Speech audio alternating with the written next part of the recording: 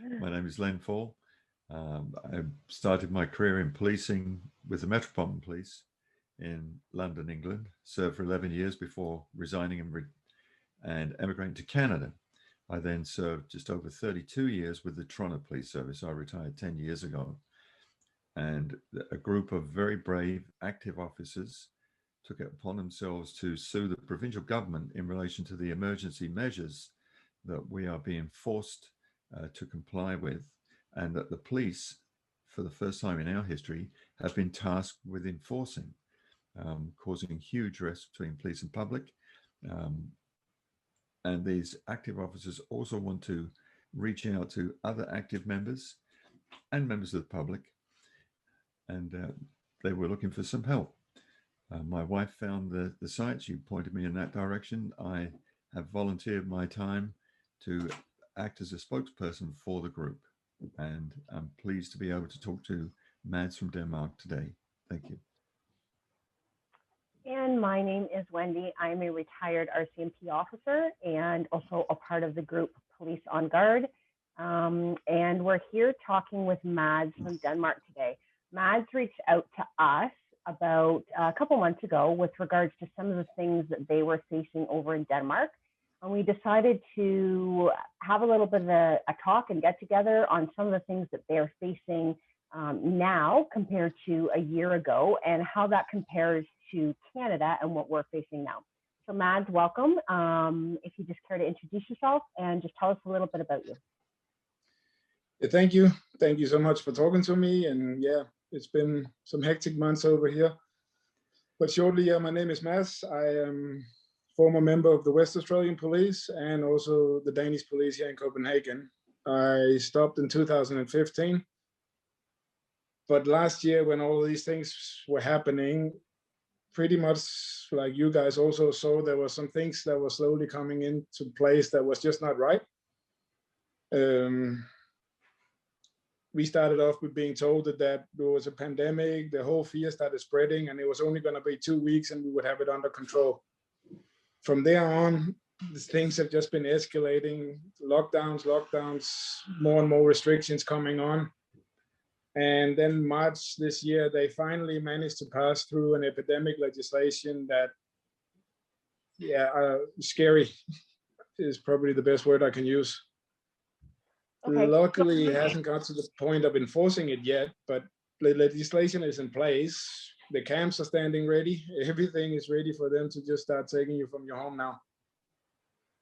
Okay, so let's go back a year roughly when things kind of were first introduced in terms of the pandemic was declared. What measures were in place then, and then what measures slowly started to become in place over, let's say, 6 to 8 months? The first they started with was the mask and social distancing, sanitizer dispensers in all the supermarkets. People already within a few weeks started complaining about red hands from all the sanitizer they were using. Then they eased up a bit again, and it went on like little bit like that for the while. But summer was okay because we were coming into summer, so the restrictions were kind of easy on us most of the summer. But then autumn started, more restriction came in place, alcohol curfew. We luckily haven't had any stay-at-home orders here yet. We've been allowed to move around. But the second lockdown they did was more restrictions, like pubs, bars, restaurants had to close at 10, no alcohol for many shops after 10 o'clock, gatherings got smaller, gyms started closing, and that was the end of summer, start of autumn last year. Then by December, people were saying, the government started telling us that, of course, we would have an almost normal Christmas. Nothing would change. We would still be able to see our families, just not in a big group, but in smaller groups. Then came the 23rd of December, and everything shut down except supermarkets and pharmacies. Not allowed to pretty much to see people outside of your household. Police started driving around during the Christmas parties and giving out fines for being 10 people in private homes. And then we went from there until where we are now, and they finally just opened here last Wednesday. Other than that, we've been locked down totally since the 23rd of December, with only supermarkets and pharmacies open. So for Okay, 4 months, with 4 months, we've been on pretty much a total lockdown. Right. Okay, right. so then they introduced something that you call the epidemic law. So let's delve into that a little bit. What was that created just a couple months ago, and what are the measures or the powers that the government has in that legislation? They tried to do it last year when they had the second lockdown, but I really think it was around October, November. There was a massive protest about it. People starting, oh no, this is wrong. The proposed legislation they put forward there was also a little bit stricter than the one they got now. But they tried to push this one through. It went up for hearing and got rejected. Then after New Year's, they more or less took away democracy by not having things voted for in parliament anymore, but the government, the representing government, just had the power to decide when it's in a crisis like a pandemic. So the second epidemic law, there was not a chance to get it up for hearing. It doesn't matter with protest or getting signatures. They just passed it here in March. The powers they have under that is, like, to use an example, lately my son was a little bit sick with some coughing and stuff. They refused to see him at the doctor without a test. They refused to see him at the hospital without a test. So for 3 days, I argued my case back and forth with them, and finally managed to have a really good dialogue with my doctor about some of the guidelines that they have to follow. But if we had taken him for a test and it turned out positive, then the tracing unit would contact me, the mom, everyone I've been in contact with, the family, everyone they've been in contact with. And if you then refuse to go and let yourself test it, they will come to your home address, offer you again to get tested. If you then refuse again, then police will come and pick you from your home without a warrant, take you off to a facility where you can sit for 4 weeks at a time until you comply with having a test done. No And that due is process. pretty much the powers they have under this thing. They have 12 points in it. Also, your property can be taken away in worst case scenarios. There's something called forced treatment.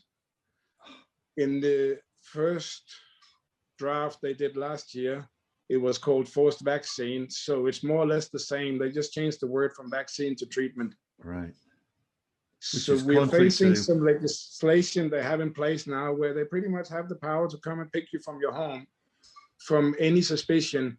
They don't even have to have a test. If your neighbor calls in and say that you're coughing violently all day, they will come and test you at your home address. If you refuse, you get taken to a facility and sit there until you comply.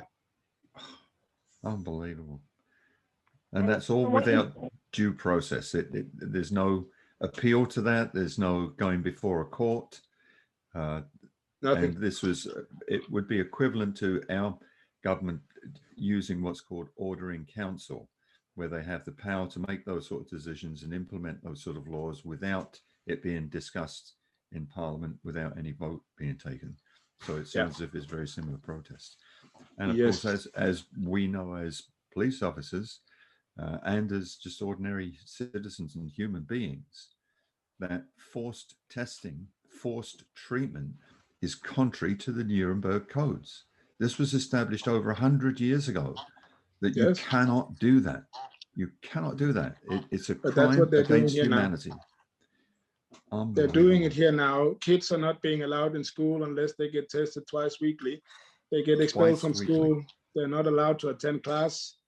They also put in a legislation that the employer has the right to fire you if you don't comply to having a test done. Wow. So, and there's nothing you will do about it. The unions are backing up about all these things. Even the police union is backing all this legislation. Wow. Well, that's fairly similar to what's happening here, sadly, in relation to our associations. We can't have unions, but we're allowed to have associations.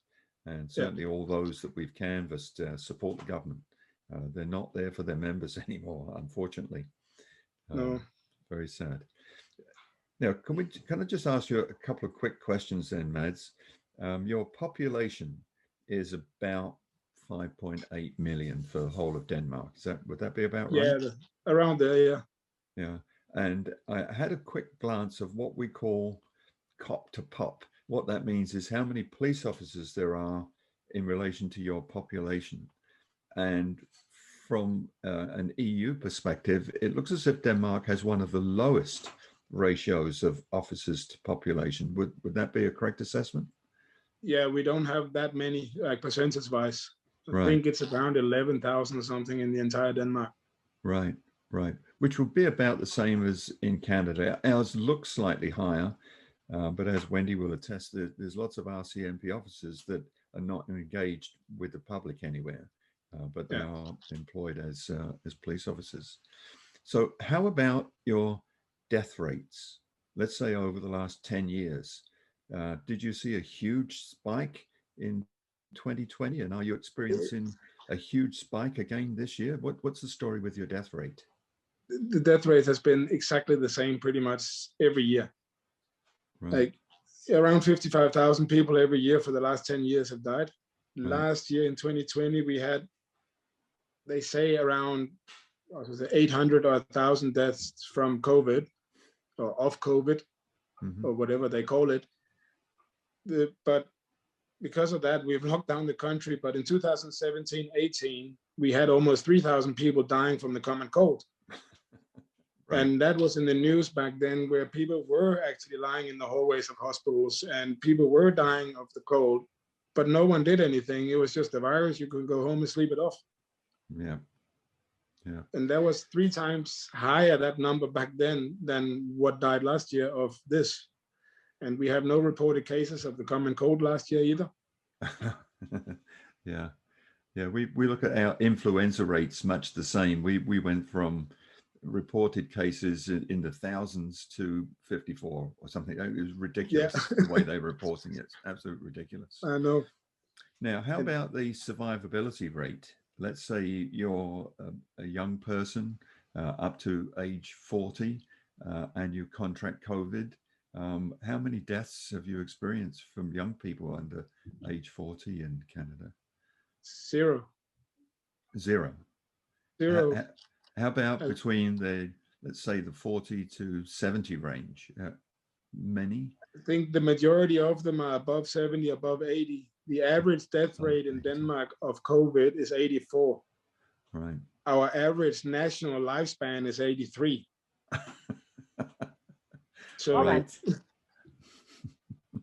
yeah, it's kind of funny that Wow. they have a higher average lifespan than we do normally without any sickness and viruses. Out of the ones under 50 that's passed, I think it's around 90 or 95% of them, they suffered from other illnesses on top of that. Right. So, I mean, Yes. it's not much different than the statistics that we see here, right? It's over No. the age of, what is ours, Len? 83, 84 with one or more comorbidities. Our death rate for, I know, 2017, 2018, 2019, 2020, sorry, 2020 was less than the previous years I had mentioned. Mm-hmm. Yes, it's the same here. I have all the data on some pictures. I can send them when we're done here later, so you can have a comparison. Yeah, and these are not statistics that have just been thrown together by somebody off the street. This is These straight government yeah. statistics. Yeah, this is straight our from their own government webpage. telling us. Yeah, and yours would It's be the straight same. from ours as well. It's coming straight from their own web pages. Wow, wow.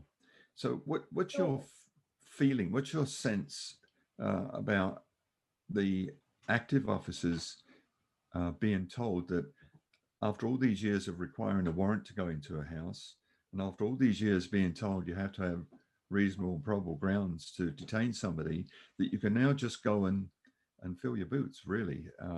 There seems to be no limits. How do they feel about that?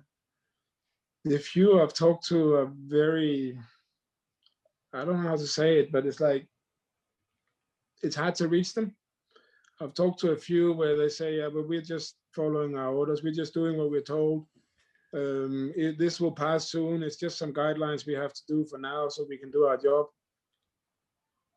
Some of them you find a little bit more resistance where you get told that you're on the wrong side. And unfortunately, it's been like that for long in Denmark. It's hard to get through to the few that I've contacted so far, but I can also see when you're out and see these protests, it's slowly changing. You can see it on them when you look at them.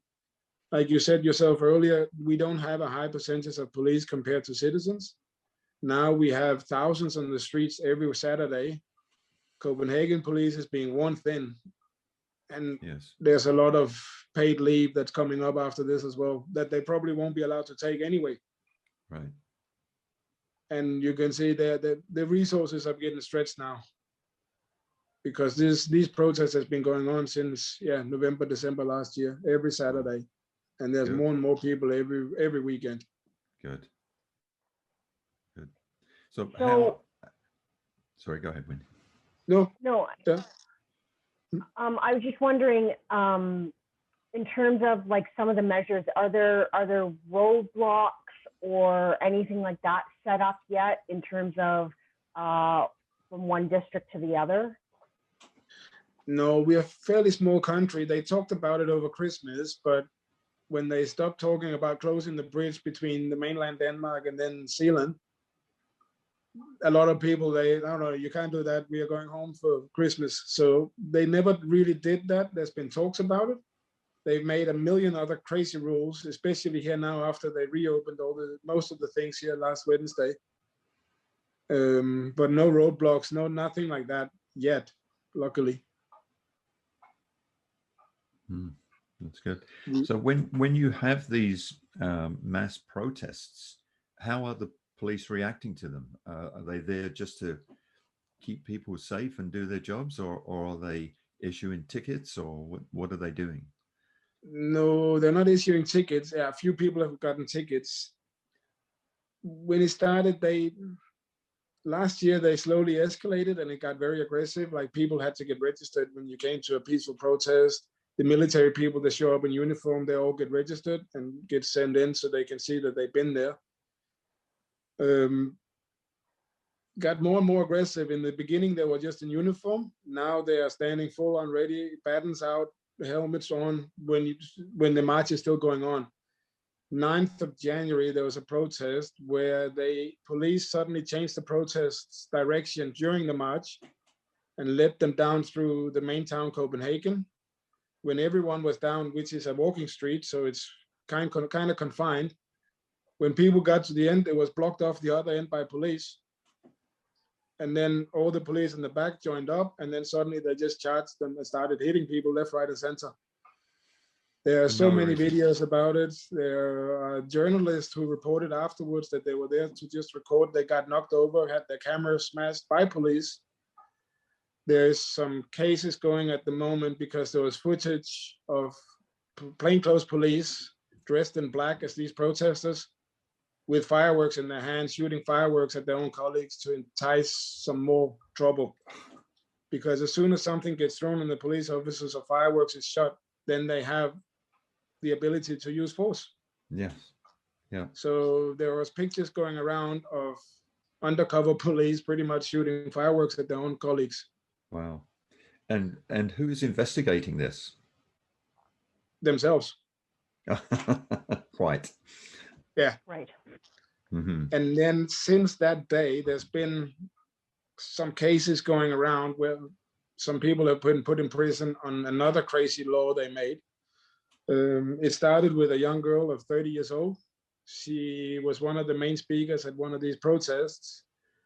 She goes and says, directly translated, she says, yeah, let's go smash the city in a non-violent way. Some months after, they find out, okay, she's getting kind of big here in Denmark and people are following what she says. So they went and arrested her and charged her for trying to incite violence. Under this Corona law, you get double penalty if it's to do during a Corona protest. Wow. She got sentenced 2 years in prison and she's locked up in prison at the moment. Wow. Other So people compare got that- a year and a half for simple things. There was a young guy that was drunk at the last protest. He flicked a cigarette butt towards a police officer. He's just got sentenced 1 year and 3 months on conditional prison. At the same time, a 33-year-old guy last week got sentenced 2 years for leaving a 15-year-old boy helpless after drugging him and raping him. Yeah, right. Yeah. Wow. So, but because of Corona, it carries double penalty. Right. So, and that was the changes to your criminal code, right? Like your, Yes, that's an actual change in our criminal code. That if it's done during a Corona protest, you get double penalty. Wow. Wow. These are some of the things that we are facing. They're not being carried out in full yet, but we can see that it's escalating slowly, and it's just a matter of time before they start coming to addresses here and start picking up people. I believe I'm afraid of that. Right. so Quite right. talk to me about like a vaccine passport. Is that implemented yet? Yes, running fully operational. Oh, End of last year, our health minister went on social media to calm people and said there will never be a Corona passport. We will never need one. The EU kept telling us that we can't do that with free travel in the EU. Now the EU has approved it and said it's not and the Human Rights Court in Europe has also approved it, said that it's not a violation of human rights. The Danish government rolled it out that it was a condition to reopen society again here last Wednesday. So if you want to go to a restaurant now, you have to have a vaccine passport. You have to have a test that is maximum 72 hours old. You have to book a reservation half an hour in advance.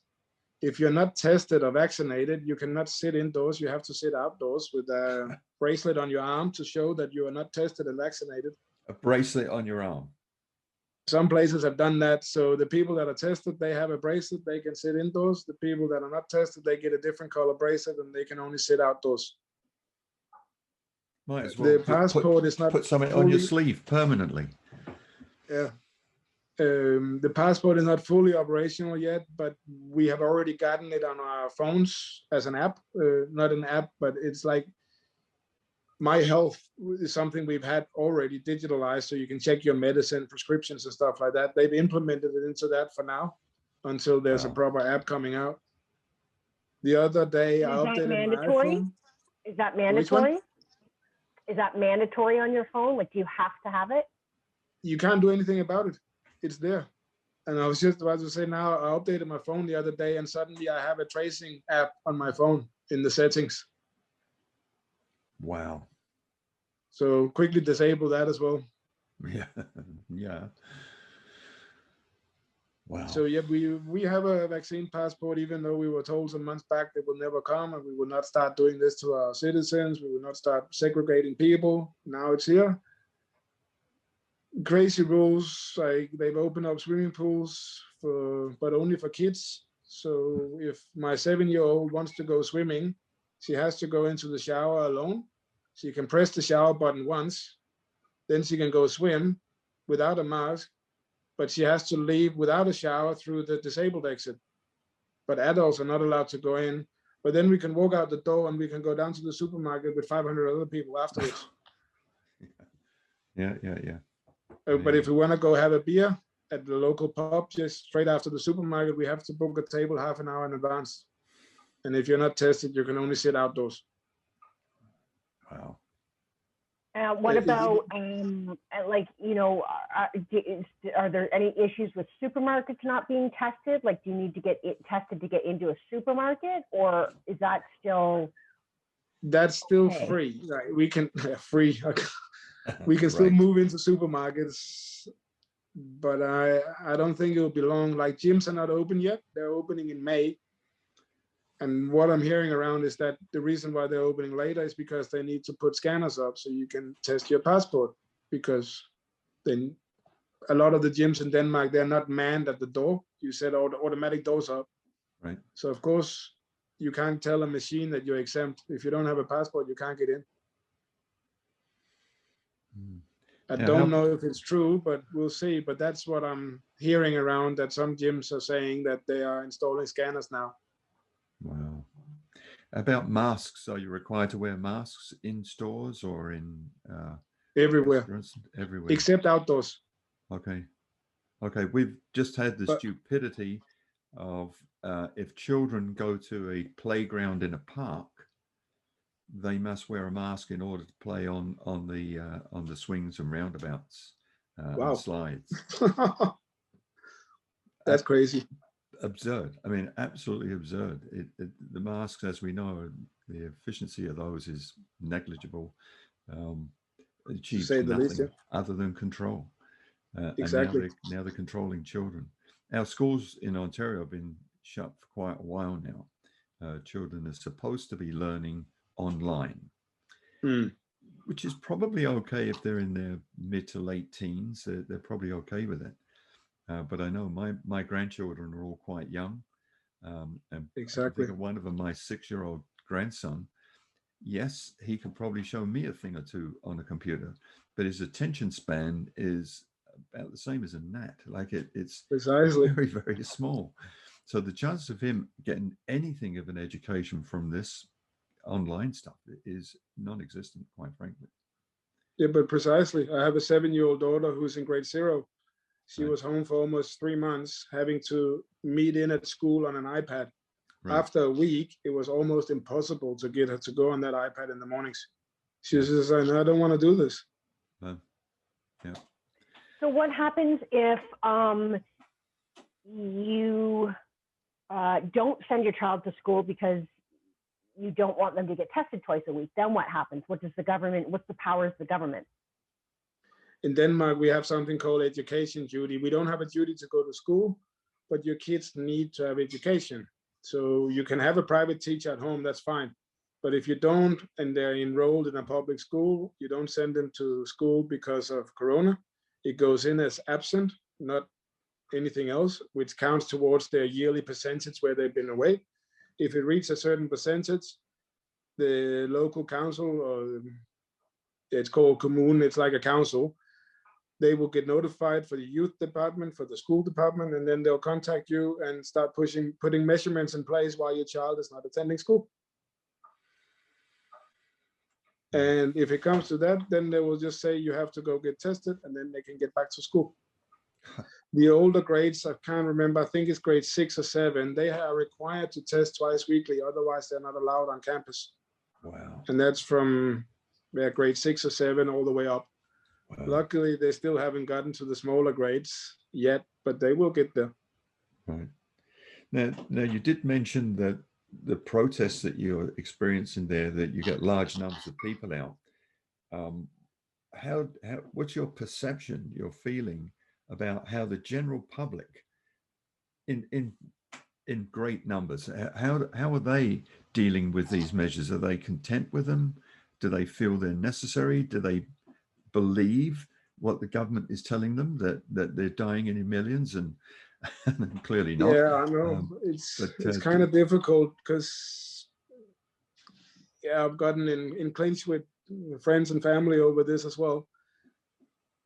I think the general consensus in Denmark, we have a very good safety network here, and we've been living, a lot of Danish people are living in their own little safe circle and saying we have a great social security network. If you lose your job, all of these things, the government is always taking care of them, good pension deals, all these things.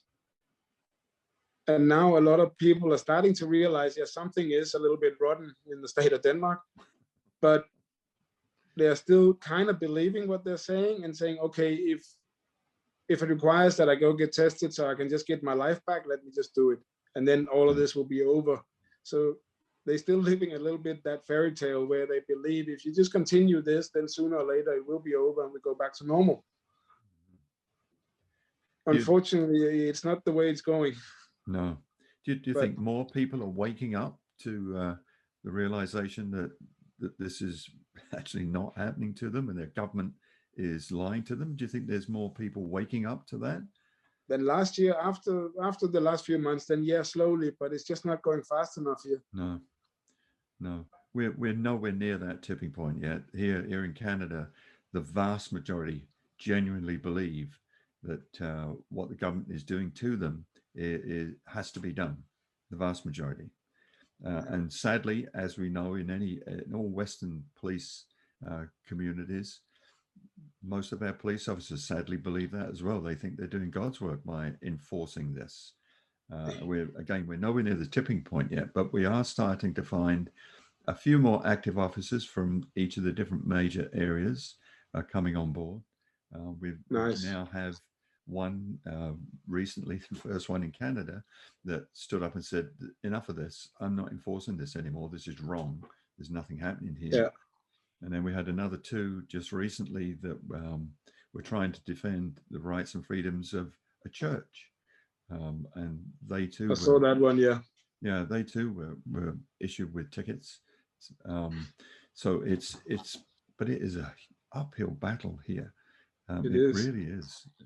I saw the sergeant over there that was giving hugs and got suspended. Yes, yes, he did. And in fairness to him, the woman rushed up to him and hugged him. And what do you do? he's human, right? You can't just push people away just because they want to come and give you a hug. Good for him. You know, it's crazy. Good for him. I think. I mean, we are seeing this group grow a lot in the last probably month and a half. Things are getting very, very busy with new active members jumping on board every day. So things are starting to spread here. It's slow, but things are starting to spread, and we're starting to see that. I'd say that change, and you're starting to feel that switch in active members in terms of them now questioning. Okay, well, it's been over a year, and we're doing these things, and we don't agree with it. And now is the time. So, you know, the active members that reach out are more than we've ever had, which is great, and that's what we want to reach. So yeah, and we're still working away diligently to try and increase those numbers. I can see it's growing fast. You guys are doing an amazing job. Well, and that's why I'm so grateful to have also met you, because we are trying to be inspired to try and do the same here. Like I said, we are 2 former police officers at the moment. Good. But luckily, I guess it's like a feeling. Many people are still backing the government. The vast majority are still backing everything here, there. But you get this feeling that most people are starting to get to the point where it's not for health anymore. Now it's just to get my life back. Right. Like I said, we've been on a total lockdown since the 23rd of December, over 100 days with nothing open. You can't even get a cup of coffee. The streets are empty. Wow. People are depressed. They're just like, yeah, okay, so. Give me a shot and I can go to a coffee in a restaurant again. They're willing to take the vaccine for this now. Yeah. They've been worn out. Businesses have closed. People are struggling financially. I've talked to so many people, families that gone apart. Suicide rates are up. Oh, huge. Same here. Yeah. But mental health issues here have gone through the roof. Suicides, attempt suicides. In fact, the week before last, I was at a protest talking with a man that works in one of our intensive care units right here in Ottawa. And he was frustrated and angry. And, just in conversation, I asked him, why? What's going on? He says, well, our city, our hospitals and our city are lying to everybody. Our ICUs are not full, far from it. He said, and sadly, an awful lot of those beds are being taken up by people that have attempted suicide. There just aren't the numbers of COVID that you are being told. And he's been told basically he's not allowed to say anything for fear of reprisals, obviously. Well, we know that mental health calls were up 12% in 2020 for police. So that's, for the previous years. So we know that lockdowns, and there's many scientists and doctors that have come out and said lockdowns are causing more harm, and they're going to cause more harm in the long run, because we're and same as you guys, we're having people not going for treatment, cancer treatments, and they're going to pass away where they could have been saved with the treatments. And we have people committing suicide, and, domestics are up, and, sex assault is up, and, all these things are a reason why lockdowns don't work. If the measures are worse than the actual thing that's going on, then we need to kind of pivot and look at something a little bit different in order to deal with this. And lockdowns isn't it. We look at places like Florida and Texas, exactly, in the United States, that are completely open with no greater death rate than on average. And yet here we are in places like Denmark and Ontario and other places in Canada where we're completely locked down. And it doesn't make sense. When you look at, the population ratio to even those two things. Ontario compared to Florida, not even in the same realm. And yet Ontario's locked down. Right? Yeah, no, it's crazy. We are spending around $500 million Danish crowns a day on tests. Wow. And we are finding around 0.2, 0.3% positive test. Then you have all the positive false tests out of those ones. So the numbers are not really that high, but we're testing 300,000 or 400,000 people a day. Wow. Out of a population of 5.8 million. Wow. We spent 10 years in Denmark or so trying to debate whether or not they could find 3.5 billion to build a new super hospital. Right. They never started building that hospital. Now we're spending $500 million a day on testing, shoving cotton sticks up people's noses. Yeah, If they had built absolutely. that hospital 10 years ago, we would never have a problem with the medical unit, even if there was a pandemic going on. Right. Right.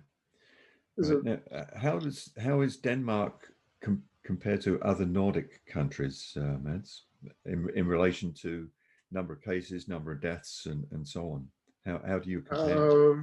as far as I can see, roughly the same, except Norway is the latest I was told. Their death tolls are rising, but that's due to vaccine-related stuff. Yes. Sweden has pretty much not been on lockdown. Their death rate is the same as been all the time. They had a huge spike in infected people here over winter, but that's normal in Scandinavia. We have snow and ice every year. So do you guys. Oh yeah. But we don't have influenza this winter, but we have a lot of COVID contacts or infected people over the winter. Yes. Sweden just took a lot of infected people over the winter. There was a lot of deaths, but on the yearly statistic, the death rate was the same as previous years. Right. So they took a completely different approach than Denmark and just stayed open. They just locked their borders for us Danish people. We were not allowed up there. Right. Now you mentioned in Norway that they're starting to experience some adverse reaction to the vaccines. We've had that here as well. Yeah. Other than that, what we're starting to see in North America is where, and it's a new term to me in any event, where they're referring to it as vaccine shedding, where the spike protein is infecting people that have not had the vaccine, and they too are now starting to suffer some of the adverse side effects. Even though they've not had the vaccine, they've literally caught the vaccine from people that are vaccinated. Are you seeing any of that there? Have you experienced any of that? Been reading about it, but there's not too many cases that I've heard about yet. And of course, nothing of this gets covered in any media. No. So it's like what you can dig up here and there. Yeah. We've had the infected numbers from COVID has actually been a higher percentage of vaccinated people than non-vaccinated people lately. Brilliant. Yeah. Yeah. It makes no sense, this world. Some days it's like crazy. No. Well, go ahead. No, I was going to say, depending on where you're coming from, maybe it does make sense to that tiny elite group that are making out that they're getting the vaccines when clearly they're not. They're doing it, in front of the media, and any nurse that looks at what they're doing immediately says, they didn't just get a vaccine. There's no way you give a vaccine with one hand and it's not sited in the muscle, and there's no they jab them in randomly, like, there you go. They're just not getting it. So maybe this is just all part of their plan. Who knows? Our politicians have not gotten the vaccine. Our prime minister even went on TV and said that she was not expecting to get it because she's not in the risk group. But the rest of the population, we are all in the risk group, apparently. Yeah, exactly. And besides that, also all the masks and all these things, every restriction that they put in Denmark, the first paragraph of that bylaw that they made, it says that the parliament and courts are exempt. So they've exempted themselves from every rule that they made on us. Wow. So Mads, what does the future look like there? Are there things that you're worried about then, just in closing? Are there specific things that you're fearful of that are going to happen? I'm worried that if people keep getting tested here, that they will find a way to increase these numbers or keep them, at least keep them inflated. And if that happens, I'm very certain after summer that we'll be totally locked down again, and this time with the stay-at-home order. And if we don't start complying to the stay-at-home order, that's when the epidemic law will roll into effect. You see people getting, old army barracks have already been changed around. So I'm worried that if we don't stop this madness with testing here soon, then next winter we'll be locked down and they will start enforcing the epidemic law. Take you away, you can sit there for the next 6 months until you comply. In the meantime, they'll go pick your kids up, you lose your house, lose your job. In the end, most people will comply to getting a vaccine because they're losing everything. And the epidemic law that they passed in March in Denmark actually gives them the legislative power to do it. Wow. Without courts, without a trial, without nothing. They can just come and do it now. Mm-hmm. That's what we spent most of last year fighting against, but we lost that battle in the end anyway. And they kept promising us from November, December last year, it's never going to happen, and we'll change it, and it's only going to be a temporary thing. They made the epidemic law permanent, but what they have done is that it has to be a list A disease for it to be in effect. But then they just moved Corona up to a list A disease in the same line as Ebola. Right. Oh yeah. Yeah. This Just as deadly. Right. Yeah. This apparently is going up for debate again end of the year whether or not Corona should stay as a list A disease. As long as it does that, our health minister has the power to lock down regional places in Denmark from within the hour if he wants to, without asking anyone. Wow. He's also the one who decides what is a dangerous disease to the population. Right. He's not a doctor, he's a politician. Right. But he can decide now, or because it's getting dark here now. Yeah. Well, so I'm worried that these things will just stay in effect, because as long as they keep it as a list A disease and the epidemic law is there, they can shut down Denmark at will without asking anyone, without even getting majority of parliament behind them. They don't have to ask permission, they'll do it. And if you don't comply, they'll pick you from your home and take you away. When's your next election? Is it 2 years or something? Roughly around, I can't remember. Yeah. Hopefully everybody will remember this when it comes time to vote. I hope so. That's what we're hoping here too. I sincerely hope so, but at the moment, even the opposition here in Denmark it's just going to be the same. Yeah, same here. There is no opposition at our provincial levels or our federal levels. None. They're all in the same bed. Should get Chris Guy to run for it over there. Yes. Well, we thank you for talking with us today. I know that it was important just to get out on how many, how different countries are and what you guys are experiencing compared to what we're experiencing. No offense, I hope we don't get to the level you guys are at, but we have seen drastic changes in the last couple months. So I think it's good to have the talk and to let people know what other countries are experiencing. So we thank you for your time. Yes, thank you for having me.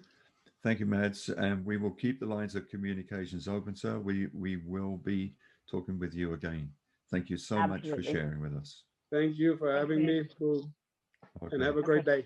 Okay, you too. Bye. Take care. Bye now. You too. Bye. Bye.